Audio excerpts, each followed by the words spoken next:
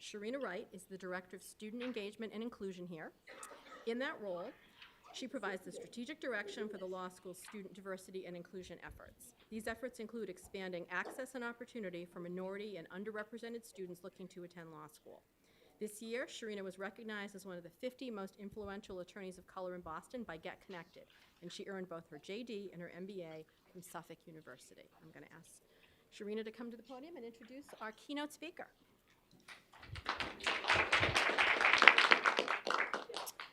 Thank you, Susan. Good morning.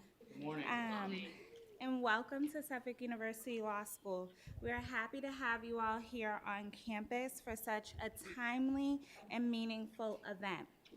As Susan mentioned, my name is Cherina Wright, and I am the Director of Student Engagement here at Suffolk and a proud alum. When I think of diversity and inclusion in the legal practice, I think about our beginnings as lawyers, our foundation, our legal education. In many ways, our legal education introduces us to the practice and is our starting point before even taking a bar exam. Allow me to share just a little bit about the place that you all are at today, the starting point for many attorneys here in the Commonwealth and beyond. Founded more than 100 years ago, diversity and inclusion are at the core of Suffolk's mission. At Suffolk Law, you see diversity in action in every sphere of our institution. Our student body continues to be more diverse each year, having increased from 19 to 22% just in the last year. Though this is an ABA-based statistic that doesn't include our LGBTQ students, international students, military veterans, first-generation students, and all other people of diverse backgrounds who make up our community. Beyond our student body diversity, we are working to ensure our students are culturally competent and appreciative of difference through implicit bias training at orientation, a diversity and social justice area of focus in our curriculum, and a diversity week, which includes discussions such as the ones that will take place today. The law school's leadership has also grown in diversity, as 3 of our 7 deans are people of color and 4 are women. And through the efforts of our Faculty Diversity and Inclusion Committee, we continue to improve our hiring practices and provide resources and training for faculty to grow as it relates to implicit bias and microaggressions. Even with all this progress, on a daily basis, I consider what Suffolk can be doing to help bridge the gap, as the ABA statistics for more than a decade have not increased very much as it relates to race and gender. So this summit is very timely and valued as we continue to push the needle. I challenge us all to use this summit as an opportunity to find solutions.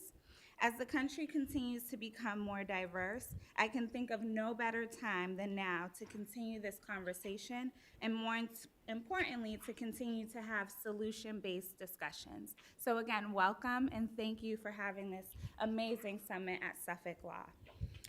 Now, I have the opportunity and the honor to introduce our keynote, Monserrate Quiñones. Monserrate Quiñones was appointed by Governor Charlie Baker as a commissioner of the Massachusetts Commission Against Discrimination on September 27, 2017. Quiñones has 19 years of experience in leadership roles in state government with a focus on civil rights, inclusion, and equal access, including serving as director of the Department of Corrections Office of Diversity and Equal Opportunity, and as executive director of the Commonwealth Affirmative Market Program, now State Supplier Diversity Program, as well as chairing the governor's Latino American Advisory Commission under Governor Paul Cellucci. As a licensed social worker, Quiñones obtained her Bachelor of Science in Education with a concentration in Human Services from the University of Massachusetts Amherst, and a Master of Science in Nonprofit Management from Worcester State University. Ladies and gentlemen, I introduce Commissioner Quiñones.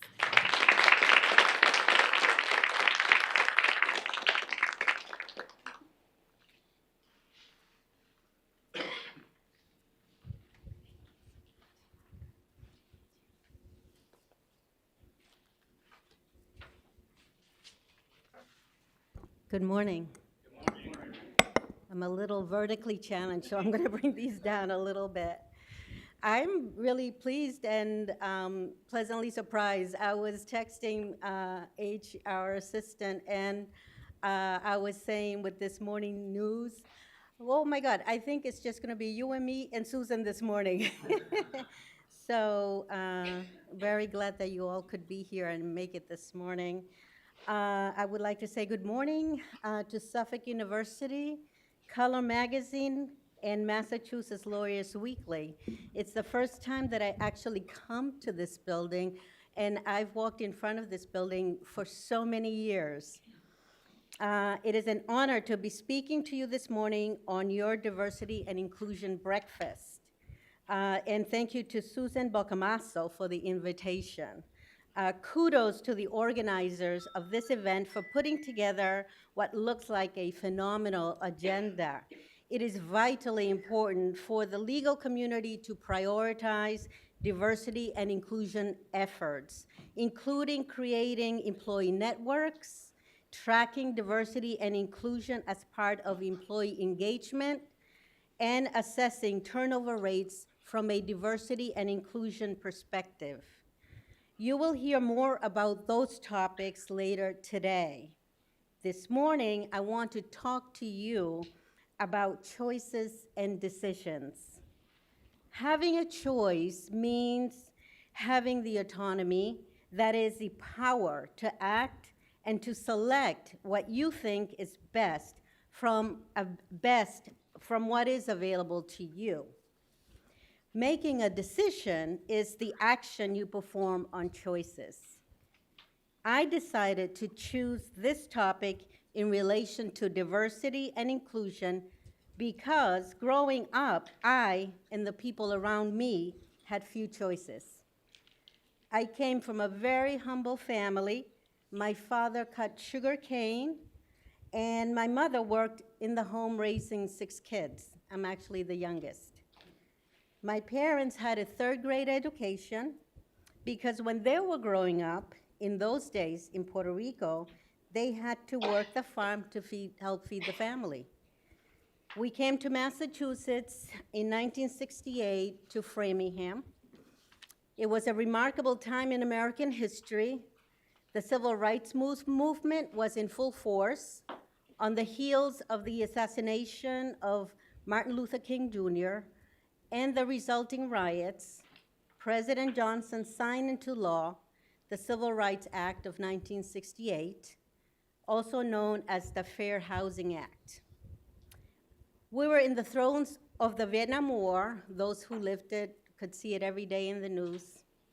And that November, the country elected Richard Nixon to be president. Growing up as a child and a new immigrant to the United States, I did not have any choices. I did not have the opportunity to make any decisions. My parents were what we now call economically disadvantaged. But back then, in those days, we just called ourselves poor. My parents did not speak English really, and they did not know about the US education system. I did not have access to enrichment programs, and I watched many people around me in my community not make it. I have a few examples which gave me resolve. I'll share this one. I had one neighbor. Her name was Sandy Shaw, who was like family. We went to school together. She spoke Spanish as well as I did, even though she came from an Irish family. She went missing when we were in the 9th grade, and eventually her body was found in the woods in our neighborhood. 3 boys from my community were charged with the crime, including my brother's friend. He was tried as an adult. The other 2 were tried as minors. All 3 were convicted, and all 3 served in prison for many years. I knew then that I had a decision to make. I could stay in the situation I was in, or I could work my hardest to fulfill my parents' dream of a better life for their children. I was determined to rise up above the circumstances of my youth but I had no roadmap. There were no mentors where I was. And the high school administration, was not invested in my success. I was blessed to have found a teacher, Mrs. Aronson, my ESL teacher, who helped me with the college application process. I actually applied to 5 schools. One of them was Northeastern, MBU, and others. I was accepted to all of them. I did graduate as a junior. But I enrolled at UMass Amherst and joined the Latino Students Club to find peers and make friends. I quickly became very involved with the student group, and it was there that I found my voice and witnessed for the first time the power of collective action. One year, the college administration announced that it was cutting funding for some classes that was going to affect the Latino students. And also the funding for a radio station. Fun fact, when I was there, State Representative Carlos Gonzalez from the city of Springfield was a student at the same time and a DJ at the radio station. The Latino Club decided that we were going to protest the administration's decision to cut funding to Latino student classes and activities because what they were doing was wrong and unnecessary. We organized a demonstration in the school's administration building. We actually took it over, and that made national news. And we were there for 3 days. We were willing to get arrested if that was what it would take. The administration agreed to negotiate with us, and also they met our demands to keep the courses and the radio station funded. And we agreed to vacate the Whitmore building. From there, I became very involved with student government. People saw me as a leader, even though I did not. I found my voice and began organizing. I had many amazing experiences in student government, but none more important than the power of working together to make a difference and to stand up against injustice. When I graduated college, I began working to change the world, knowing that I wanted to be an agent for social change. I sought roles where I knew I could make a difference on a systemic level. In my career, I have worked at a number of different agencies in the executive branch, the judicial branch, and closely with the legislature. For many years, I was the only Latina woman at the proverbial table. Once again, there were no role models for me to follow, no mentors, no professional support network.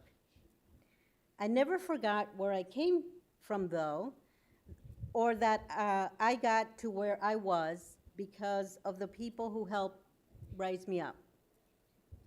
I remembered back to my college days when I had a peer group I identified with and the power we had when we worked together and how we elevated each other's voices. I made advocating for diversity and inclusion a priority at every institution I joined. As the Director of Diversity and Equal Opportunity, I worked on many initiatives like the Diversity Advisory Councils, mentoring programs for staff, setting succession planning strategies, and implementing a 2-year change agent initiative that included working with 6 different diverse teams, each one working on their own agendas. And if anyone has worked in a correctional system, not an easy task, but we did it. One of my proudest professional accomplishments was being the first Director of Diversity at the Department of Correction in Massachusetts and the nation to assist one of its workers in transitioning from male to female. This was going to be a seismic shift in the mentality for DOC employees, and it was an unparalleled opportunity to demonstrate how open-mindedness and acceptance could impact the workplace. Back then, there were no policies or procedures to guide me or help the department or the employee through this transition. I worked with the agency's leadership, labor leaders, and co-workers for over a year on a regular basis to address many concerns, including sharing locker rooms, to how this employee was going to work in a male facility now as a female worker. I worked to provide appropriate training and awareness. The efforts paid off, and the employee was able to embrace her identity without compromising her career. A year later, I had the privilege to do it again when another employee reached out to me and asked for my help because they were also transgender and transitioning from male to female.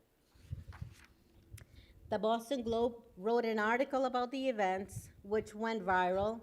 As a result, several correctional offices, including California, Virginia, and Oregon, just to name a few, and other state agencies contacted me for assistance. They were dealing with trying to understand how, as diversity professionals, they could do a good job in such a new area and experience for them. Because of my work as Director of Diversity, I was honored with national recognition by the American Correctional Association as Best in the Business for my work in inclusion and equal access. Leading diversity and inclusion work sometimes feels forced. Things do not happen organically. It can be uncomfortable for many people. That is because there is no silver bullet to achieving a diverse and inclusive workforce. It involves creating safe spaces to have honest conversations and communication about our own biases and not being afraid to speak about our own ignorance. Listening to people, even when they are not politically correct, without making any judgments, is so hard, but it is critical. Allowing others who do not think like you bring their own true self to the workplace can only help. Becoming self-aware about your biases and how it affects your thinking allows the evolution in the work of diversity and inclusion. This is vital and important work. It is important for the economic development and prosperity of the people who live and work in Massachusetts. I could make the case that diversity and inclusion is a wise business decision.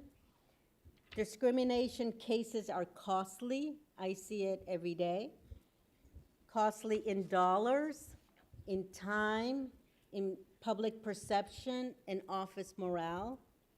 And so many studies have shown that having diverse teams in the workplace makes a significant impact on the bottom line, showing increase in production, revenues, and output. But more importantly, prioritizing diversity and inclusion is the right thing to do. So back to my theme about choices and decisions. I made a choice, and I decided that I would be the leader, the mentor, and the role model that I did not have, and that I would advocate for more diversity and inclusion at the table, so that underrepresented people, people from meager means, could see that they can transcend their circumstances and become leaders themselves. In America, the land of opportunity, we always say, right? This is the land of opportunity. People should not be cast aside or turned away or not given a chance to succeed because they are different. Growing up, too many people from my community did not have an opportunity to pursue the American dream because the systems in place prevented them from having those choices. But today, here, in this room, you all have the choice to make a difference. You are all in positions of power. I urge you to decide to do the right thing. Make diversity and inclusion a priority. Bring underrepresented voices to the table so that people from other communities have role models, and so that they too can contribute their voice to your cause. I have not seen any scarcity when it comes to the availability of an educated and skilled workforce pool. In this job market, there are a lot of choices, and retention can be a challenge.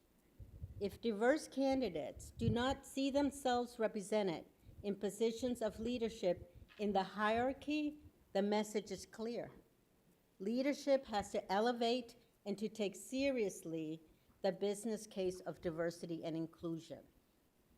Your employees are your greatest asset to make them a priority.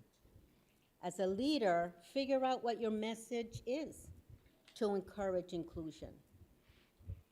Is it the golden rule? Treat others as you would like to be treated or as they would like to be treated? Is it being civil or civility? I suggest practicing kindness and patience. Not hard things, I know. And most importantly, hold your judgment. Thank you so much for allowing me to be here this morning.